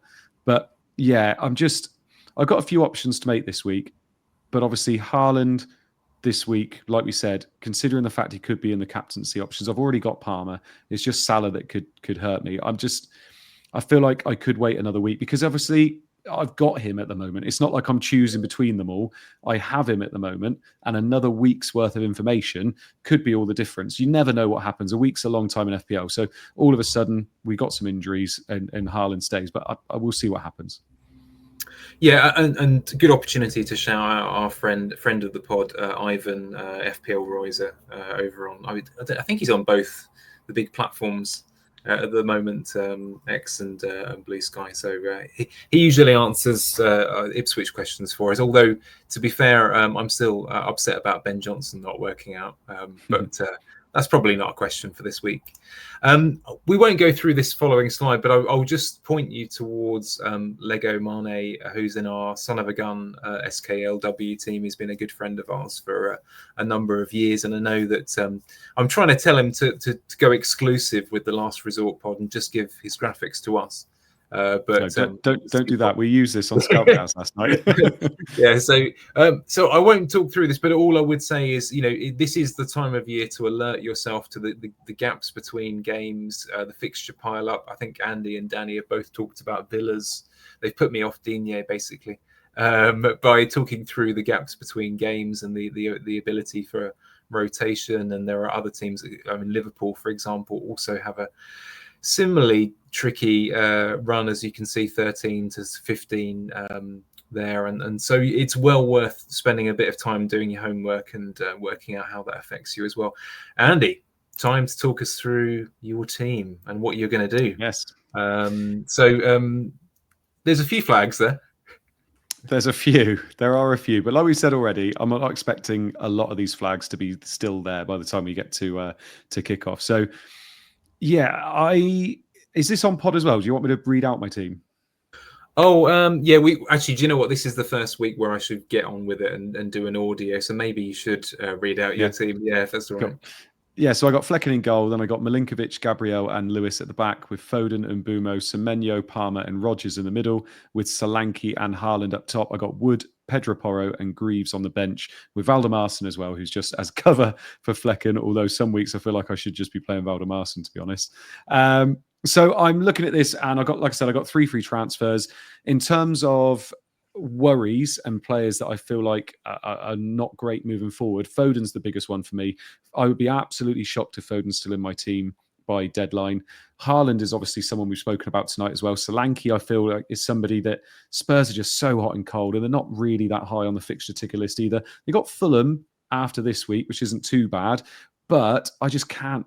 I don't know what I'm going to get from Spurs every week, and I've got own 2 of their players. So I basically went in really heavy on City and Spurs about 3-4 weeks ago, thinking if they do bits, I'm going to fly, and they haven't. So that's obviously where I've gone wrong. So I'm looking at it and thinking Haaland, Foden are my 2 of the biggest ones, Solanke as well. In terms of moves, I think most likely Foden's going to go for either Saka or Salah. I could move up to Salah if I do some other moves. Solanke, I was thinking of moving to someone like Evan Nielsen potentially. If I do the Haaland move, it'll be Haaland to Isak and then move Foden up. And then Greaves to somebody like a Konsa, a Lewis Hall, a Kirkes. I don't fancy having 3 Bournemouth if I get Kirkes, Semenyo, and Evan Nielsen. So I've got a few options I can do, and obviously 3 free transfers. The thing they don't tell you about, and obviously small violin, is that with 3 free transfers, it opens up so many more options as to what you can do. So the way you can move things around and move money around actually means that you've got to look at your moves for a little bit longer. So I'm looking at it as, do I even need to make a lot of those moves if I could just potentially, move Foden up to a Saka and maybe leave it at that? But I don't fancy Solanke unless, because then I'm going to be keeping him next week as well. So yeah, I got a few things that I could be doing. It could be a Haaland down to Isak and then a Foden up to a Salah, or it could be a Solanke down and a Foden up. So I got a few things I can do. We'll look this week. Haaland captain potentially if I keep Haaland, but that's where I am. Are you open to some notes, Andy? No. Yes, no, it's fine. It's fine. Well, so first of all, nothing against. Obviously, get rid of Solanke straight away. We hate Solanke on this pod. He's ruined my season. I bought him twice, and he's never got more than 5 or 6 points for me, and then he screwed me over. So yeah, he's terrible. Get rid of him. Never see him again. He got me 16 points recently. It was quite nice. No, don't worry about that. So that he's gone. Obviously, but no, they didn't tell me that you were a Maverick. So the idea of triple Bournemouth, yeah, I know. I won't do that. I like I want to see Kirkes, Evan Nielsen, and Semenyo here when we look at these teams at the weekend. Danny, any do you want to lend any thoughts there, or are you happy with? Go on then, only because Andy's opened it up, because we hate unsolicited opinions, don't we? It's so horrible and annoying. But I won't. Well, you say that, but you do it to me every week. I know, I do. I know it's terrible. And also, just sort of going on about Haaland a second ago, I didn't actually say how unlucky. It was sort of obvious. Everyone knows how unlucky Haaland owners have been. It's because obviously I've been talking about the Salah and Palmer having to match, but all Haaland had to do was match them, and he should have done, and he had enough chances to. So it was just so unlucky the last couple of weeks. But yeah, man, that's really tough. I mean, if I'm just my gut feelings is, first of all, I like Solanke, and I've even thought about bringing him in next week. It's possible. He's just nailed in a really good attack, isn't he? He's nailed, Spurs. They've got Fulham and Bournemouth next, then Chelsea at home, so Southampton, good pictures. So I quite like Solanke. And yeah, it's so hard because you want to captain Haaland. There's definitely for everyone, and there would be for me, like again, to say the same thing, a bit of a sunk cost fallacy. You just want it to bloody get some point before you get rid of him. But it makes it even worse this week because, as you said, I think Isak is the one player that you're probably the most confident of that you'd want, which makes it really difficult. So I think really objectively, I'll probably be looking at the Isak and Salah move. Yeah. As painful as it is, and obviously as painful as it will be if Haaland does haul, it just makes it so hard. And then Mbeumo up to Saka, potentially. Yeah. Just remind me, Andy, what if you did Solanke to Isak? What can you get Foden up to? I don't think I can do that. You can't get him up to anyone like Saka, no. Let me have a look. So what? Just doing straight Solanke to Isak. Yeah, so Solanke to Isak on 0.5 down. Okay. Yeah, tricky. Okay.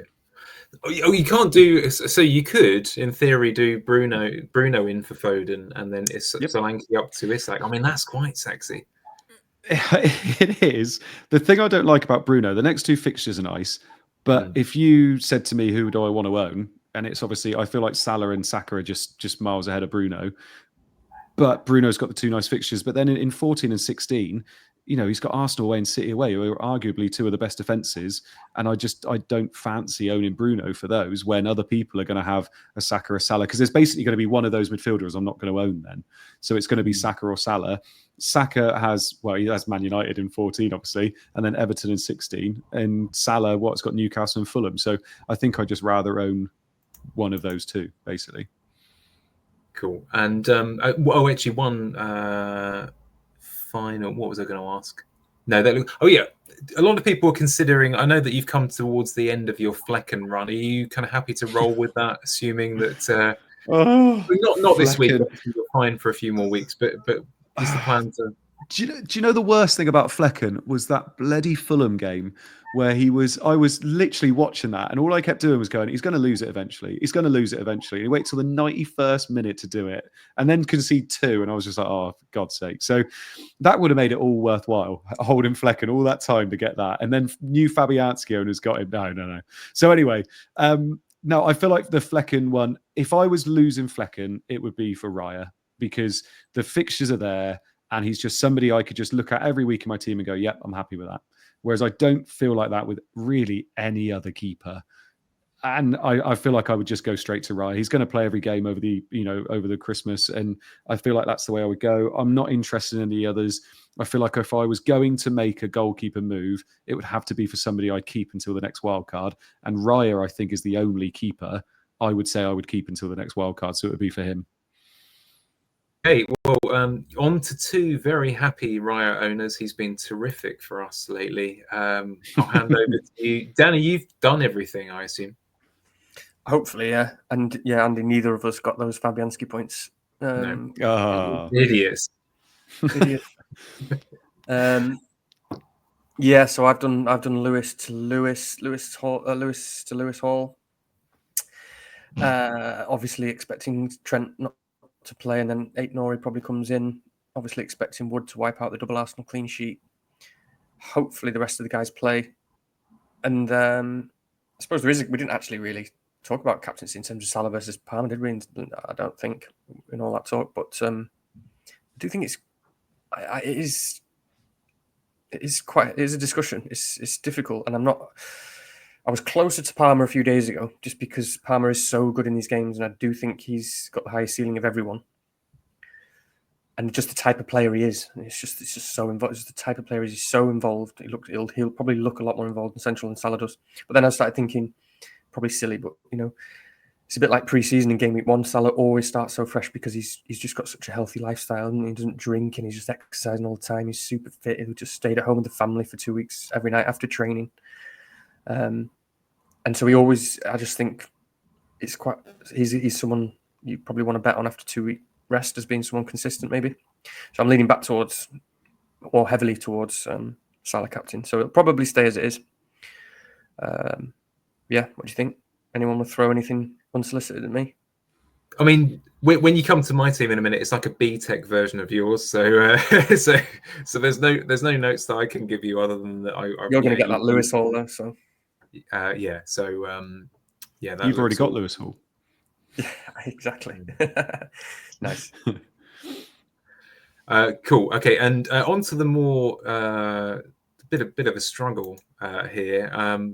I'm happy to throw it open, but honestly, there are quite a few eventualities here. But the problem is, this is the thing when sometimes when you log on to FPL team and that kind of thing, and you plan forward and you think, yeah, easy shoe-in move this week. It's absolutely to plan. Johnson to Saka, everything looks good.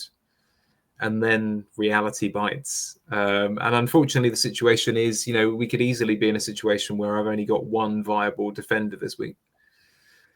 So Gabriel is the only guy, and as Danny said, he's probably going to get wiped out by Wood anyway. But Trent, don't know.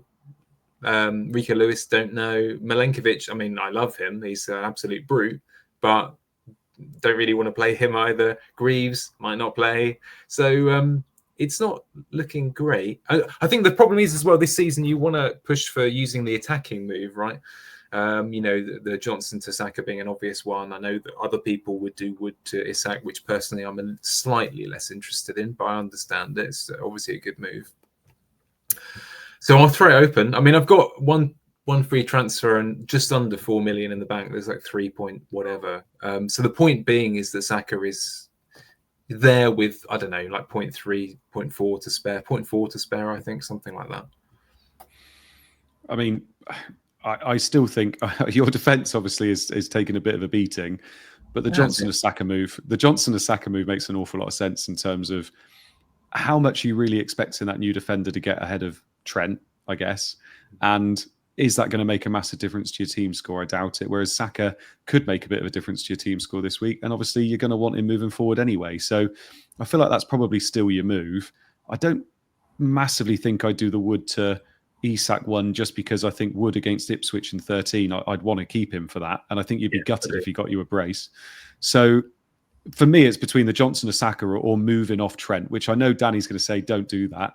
But with your defense, I just feel like it's a tough one, isn't it? But it's a shame that Trent's injured because otherwise you would do that Johnson to Saka move, and I don't think you've got any issues. I've done the thing, Andy, where in my head I mentioned this earlier. Where you think, okay, well, Johnson to Saka, that's been baked in. There's no way I'm going off of that unless he's definitely injured, etc. So I'm almost like I'm going to the expense for that transfer, if it costs anything, it's like fine, I can accept it. So in a way, I'm leaning towards, well, does that defense, for the benefit of its long term, does it need something to happen this week? Do I need to make a move, or do I accept that I've got Gabriel plus, a smattering of noughts and ones?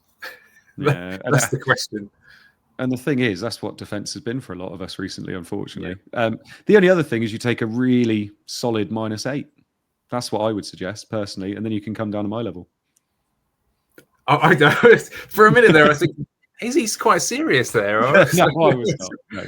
No. Do you know what? There again, I'm going to use the phrase that was banned earlier on. There is a world where if we don't hear anything good on Saka and it really is looking bleak, I might even make 2 moves in defense and leave the attack until next week. But I don't know. I think that at the moment, if the deadline was tomorrow and assuming Saka was fine, Saka will still come in and then I'll work out whether it's worth doing anything. But if there's honestly any chance that Trent plays at all, which seems unlikely, it feels like about 25% in my head at the moment.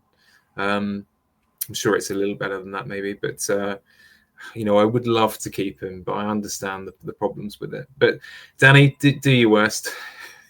No, I again just agree with Andy. There's nothing that really I can add.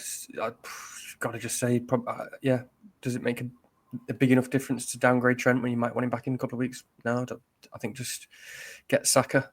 But I think I'd probably be more tempted than you if Saka was ruled out or dodgy to get Brute to just go for Bruno for a couple of weeks. And you wouldn't touch the defence? I just think it's a similar argument in terms of it's similar. I think Bruno's got a big ceiling the next couple. Yeah. So in terms of immediate likely gains, I just think be open to it. I don't know. I certainly would be. But yeah, other than that, I think I agree. Yeah, Saka. There is, as I mentioned earlier, my exact money on Greaves to Hall, Johnson to Saka. I know it would cost me, but there's a little bit of me tempted to have a really nice set of options in defence, and then suddenly, one of Lewis and Milenkovic goes right down to the bottom of the defence, and I don't really need them that often, and so on. I don't know. I'll think it through. I think I haven't looked. Have you not? No, as you know, we fly by the seat of our pants here, Danny. We don't need to look at these. We don't need to look at these things. No, but I probably will have a quick check just to see what it says. But yeah, I'm not sure at this moment in time. I think one of the problems a lot of people are going to have is that if you are stacked up on Nottingham Forest, I think Andy's got 2 of them as well. Yep. It is tricky at the moment because they've been so good. I don't really want to lose them, but there are weeks that it makes your life quite difficult. There's a bit of me that thinks, well, do you know what? Milenkovic away at Arsenal, even though it looks awful, I mean, it's going to pick up a point, etc. And he still does have goal threat. I know that the bonus pod above average we're friends of theirs. Indeed, Adam may well be helping me out with the microphone, so I'm not going to slander anything. But I do think they perhaps undervalued how much of a threat he is at set pieces. I mean, he's had at least 1 disallowed goal and disallowed assist, etc. So it may not come up on the stats, but believe me, the man is a bit of a menace when it comes to things. So maybe not Gabriel level, but it's pretty good. So I wouldn't underestimate him. Okay, great. Thanks very much for that. I mean, it's not looking good, but we move. Blah blah blah. Just going to finish off with a few questions, if that's all right, and then we can let Andy get his dinner.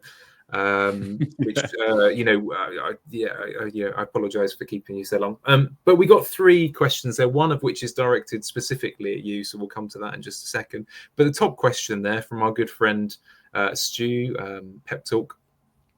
He said, since above average FPL proved that defender BPS is dead, should you either go big at the back for clean sheets for the best teams, or really little at the back and just plough all the money into midfield and attack where the big points are? Well, it sounds like he's made his mind up anyway, to be honest with you. But what are your thoughts, Andy? Do you like? Are you still a big at the back believer, or not massively? I think you want to have that price point. I think you want to have an Arsenal defender moving forward, and obviously they're a little bit pricey. I don't think you go for a Timber. I think you do go for the premium Arsenal defender, which is Gabriel, I think. And then if you're looking at another price point, you either go Trent or Gavardio, or then you just go cheaper. For me, I think you have that Arsenal defender. If you don't fancy a Trent or a Gavardio, then yeah, you go cheap. I don't think moving forward for the next couple of weeks, especially, Gavardiol is somebody you probably want to be investing in with the fixtures they've got. But if you want to go for a Trent, like we said, from kind of 15 onwards, that makes sense. But I think Arsenal defender and then the rest cheap is perfectly fine at the moment if you want to go, bigger up top. If you still have Haaland, then you need those funds. But if you don't have Haaland, then you'll probably be surprised how many players you can actually afford. So, I think Arsenal defender, and then if you want a Trent or a Gavardio, that's fine. Danny? Yeah, agree. Basically, I mean, I just think we've generally got enough money. I mean, obviously, I do think Trent as well, but obviously, you're not going to bring him in now. But if you've got him, I just think if you can get players out, I would keep him. We've got to have 5 defenders. I still think, we've got enough money to go around. So I think get your Arsenal defender or double defense, ideally Trent, and then you can play around with the rest.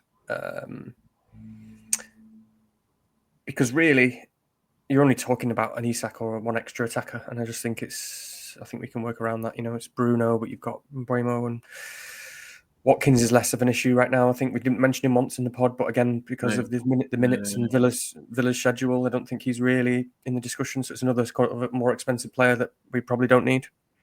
It's really interesting you mentioned that, Danny, because I was thinking back again. I mentioned the FPL team earlier on when we're all sort of stacking up our plans. I remember back to Wildcard 6, and I was thinking, when am I going to get Watkins in for that lovely run from game week 12? Where he's got, I think it's, what is it, Crystal Palace is an away game, and then there's 2 absolute stonker home games. So Brentford, I think, and I think it's Southampton. I know it's around some difficult European games, but I was definitely planning that one in. So I can see it is interesting how things change. The one thing I will say about Trent we haven't really talked about is that I know that, okay, especially Danny's a real believer, and so am I to a large extent. But there is a little bit, of course, of like, well, there's an ongoing concern with his injury status, and I'd like to know a bit more about that. I wish there was a way of us digging a bit more deeply into that. I know he's being subbed a little bit early here and there because of the quality of replacement that he's got, but I can see why people have done it. I mean, I'd love for those people to be proved wrong and whatever, but I can see why you would do it. Wolfpack question there, Andy. So this is squarely aimed at you.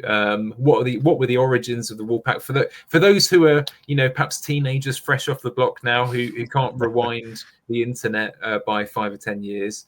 What were the origins of the Wolfpack? Does he still stay in contact with the original members? There's I don't know whether I'm allowed to say brown nosing on a pod, but apparently you're brown nosing the rich and famous. Yes.